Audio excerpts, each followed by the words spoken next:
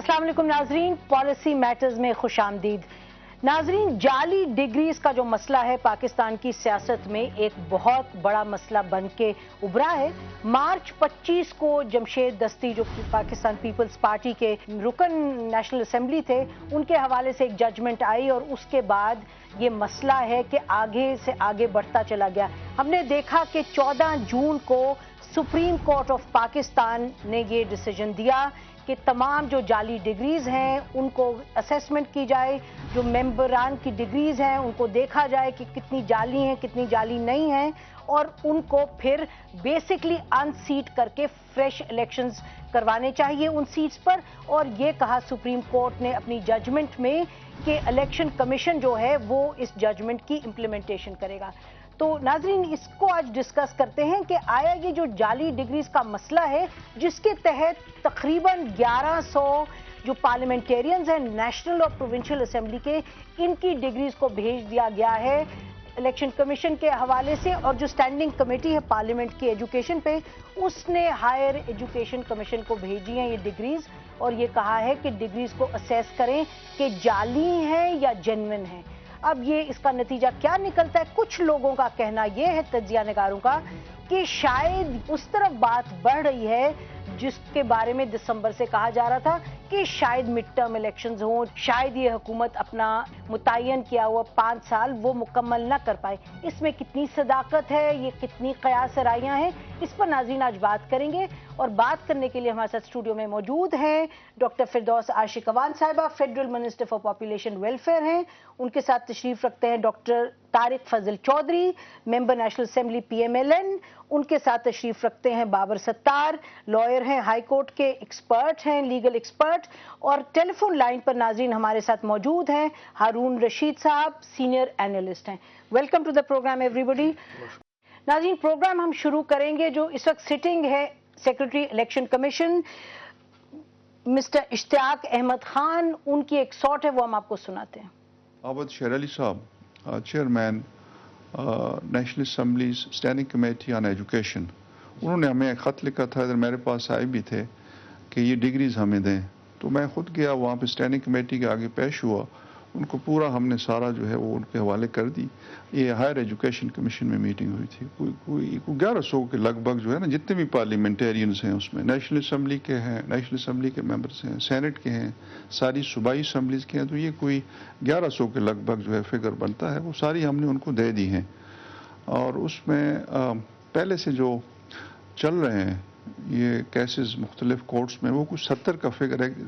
Supreme court ने कहा है कि उसमें कोई सीनियर ऑफिसर जो है इलेक्शन कमीशन ऑफ पाकिस्तान का, उसको ये जिम्मेदारी दी जाए जो कि ये सारी एक्सरसाइज जो है उसको सुपरवाइज करे।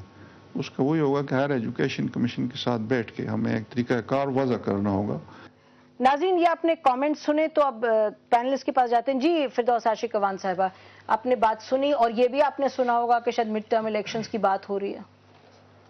बिस्मिल्लाहिर्रहमानिर्रहीम। यकीनन जो सुप्रीम कोर्ट की जजमेंट आई है और जो असाइनमेंट सिलेक्शन कमीशन को और फिर उनके ज़रिए हायर एजुकेशन कमीशन तक ट्रांसफ़र हुई है, और पैरेलल एक सुपरवाइजरी रोल इलेक्शन कमीशन का सुप्रीम कोर्ट ने डिफ़ाइन किया है। हकीकत में नसीम, ये पहले इलेक्शन कमीशन को बहुत पहले से टेकअप करना चाहिए था। पाकिस्तान में अगर हम डेमोक्रेसी की बात करते हैं और डेमोक्रेटिक इंस्टीट्यूशंस को स्ट्रेंथन करने की बात करते हैं, तो फिर जब ये डिग्री इम्पोज हुई 2002 से, और ये कितनी बदकिस्मती है कि 2002 का पूरा टेन्योर गुजरा, किसी ने इस पे आवाज़ नहीं उठाई। और उस असेंबली में कितने लोग जाली डिग्रियों वाले बैठे रहे या काम करते रहे या बेनिफिशरी रहे। अब इस गवर्नमेंट में अगर ये चीज़ हाईलाइट हुई है तो इलेक्शन कमीशन का ही ये रोल बनता है और उन्हें सेल्फ सफिशेंट करना चाहिए। पूरे दुनिया के इलेक्शन कमीशन की तरह इनको एक ऑटोनमस पावर मिलके एक इंस्टीट्यूशन के तौर पे इनकी फंक्शनिंग हो, और ये day of submission of nomination paper उसी वक्त से एक सिस्टम डिफाइन हो जिसमें आप एक क्राइटेरिया तय करें। और अगर कोई शख्स, ये नहीं है कि वो 2.5-3 साल अपना टेन्योर एंजॉय कर लें एज अ पार्लियामेंटेरियन तो फैसले ना हो। तो बात क्या बनी? आप लोग अब इत्तेफाक करते हैं जजमेंट से, और जो भी الیکشن کمیشن کی فائنڈنگز ہوں گی اس کے تحت اس پر آپ عمل کریں گے؟ یقیناً جو آپ کے اپلیٹ کورٹ کے جو اپیکس کورٹ کا جو ججمنٹ ہے اس کو تو آپ نے اون کرنا ہے، وہ آپ کو ریفر ہوا ہے الیکشن کمیشن کو اور آپ کو اس سے فیسیلیٹیٹ کرنا ہے، اور اس میں کوئی اچھا ہم ذرا کسی قسم سنتے کا ہیں فردوس عاشق امان صاحبہ، جو آپ کے لیڈر کو چیئرپرسن آصف علی زرداری صاحب نے کہا اسی کے بارے میں جعلی ڈگریز کے حوالے سے، وہ سنتے ہیں، اور پرائم منسٹر صاحب نے بھی کچھ کہا ہے، وہ دونوں کا سارٹ سنتے ہیں۔ اب سیاسی اداکاروں کے آنے جانے سے کوئی فرق نہیں پڑتا، اب بھی ہمارا دستی جیتتا ہے، اب بھی ہمارا جاٹ جیتتا ہے، یہ صبر کا انجام ہے، اور یہ صبر ہم نے شہید محترمہ بے نظیر بھٹو سے سیکھا ہے۔ کسی کی فیک ڈگری ہے تو اس کے پروسیجر یہ ہے کہ وہ الیکشن میں اس کو حصہ بھی نہ لینے دیا جائے۔ ہماری پارٹیز کی بھی رسپانسبلٹیز بنتی ہے کہ we should get it checked up, تاکہ ان لوگوں کو ٹکٹیں ہم نہ دیں جن کے لیے کل کو ایک شرمندگی کا بحث بنے۔ اچھا یہ بتائیے کہ پرائم منسٹر صاحب کچھ اور کہہ رہے ہیں اور کو چیئرپرسن آصف علی زرداری صاحب کچھ اور کہہ رہے ہیں، پارٹی کی پوزیشن کے زرداری صاحب تو دستی جو صاحب تھے ان کی تو جعلی ڈگری تھی، ان کو پھر سے ٹکٹ دیا اور وہ جیت گئے، اور آپ کے جو پرائم منسٹر وہ ایک مورل پوزیشن لیا ہے کہ ہمیں تو دینی بھی نہیں چاہیے ایسے کو جس کے پاس جعلی ڈگری ہو، تو پارٹی کی پوزیشن کیا، اور پھر اب سپریم کورٹ کی ججمنٹ پر آئیں؟ دیکھیں پارٹی کی پوزیشن بڑی کلیئر ہے اور دونوں کا مقصد ایک ہی ہے، جو سٹیٹمنٹس دونوں نے مختلف کانٹیسٹ میں دی لیکن مقصد ایک ہے، دونوں نے جو عوام کی طاقت ہے اس پہ ریلائی کیا اور یہ کہا کہ وہ جعلی ڈگری کا ایشو یقیناً مورل ویلیوز اور قانونی حیثیت سے وہ ایک بہت بڑا ہمارے لیے درد سر بھی بنا ہوا ہے، کیونکہ قانون کی نظر میں اگر کوئی شخص کسی نے چیٹنگ کی ہے یا عوام سے دھوکہ دہی کی ہے، جھوٹ بولا ہے، تو وہ ڈسکوالیفیکیشن کے زمرے میں آیا، کورٹس نے ڈسکوالیفائی کیا۔ اب اگلا اسپیکٹ یہ ہے کہ وہ شخص عوام میں کیا حیثیت رکھتا ہے، وہ شخص جس کو آپ ڈسکوالیفائی کرتے ہیں وہ اس کی عوام اس کے ساتھ کس قسم کا پارٹیسپیٹ کرتی ہے۔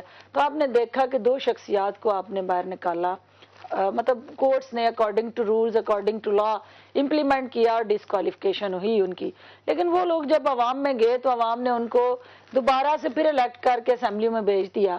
تو اس سے یہ چیز ظاہر ہوئی کہ عوام جو ہے، ہم تو کہتے ہیں جو پاکستان پیپلز پارٹی کا مینیفیسٹو ہے کہ طاقت کا اصل سرچشمہ عوام ہے، تو اگر عوام کسی شخص کو وہ اگر جعلی ڈگری والا ہے یا وہ کسی بھی طرح سے مورل گراؤنڈز پہ کھڑا ہے یا نہیں کھڑا، اگر عوام اس کے پیچھے کھڑے پھر اس کو اسمبلی میں بھیج دیتے ہیں تو ہمارے پاس پھر کوئی چارہ نہیں ہے کہ ہم اس کو اون نہ کریں۔ اچھا تو آپ کی لیڈرشپ یہ نہیں سمجھتی پی ایم ایل این کی لیڈرشپ کی طرح کہ جس نے ایک دفعہ غلط حرکت کر دی ہے یعنی کہ جعلی ڈگری دے دی اس کو ٹکٹ ہی نہ دو، آپ ٹکٹ پھر بھی دے دیتے ہیں؟ دیکھیں ٹکٹ تو پی ایم ایل این نے دی ہیں، انہوں نے بھی دی ہیں، جی نہیں ابھی ان کے پاس بھی آتے ہیں، یقیناً وہ صرف اسٹیٹمنٹ نہیں ہے، بیسیکلی حقائق پہ چلنا ہے، اور حقائق میں دونوں نے عوام کی جو پاپولر تھا اس کو انہوں نے بھی دی اور ہم نے بھی دی۔ اچھا حقائق کچھ اور ہیں، اسٹیٹمنٹس آپ کی کچھ اور ہیں، ذرا سنتے ہیں آپ کے لیڈر نے کیا کہا نواز شریف صاحب نے اس سلسلے میں۔ ڈگری والے حضرات جو ہماری پارٹی کے قومی اسمبلی کے ممبر ہیں یا سینٹ کے ممبر ہیں یا صوبائی اسمبلی کے ممبر ہیں، ان کو والنٹیرلی از خود رضاکارانہ طور کے اوپر ان کو ریزائن کر دینا چاہیے۔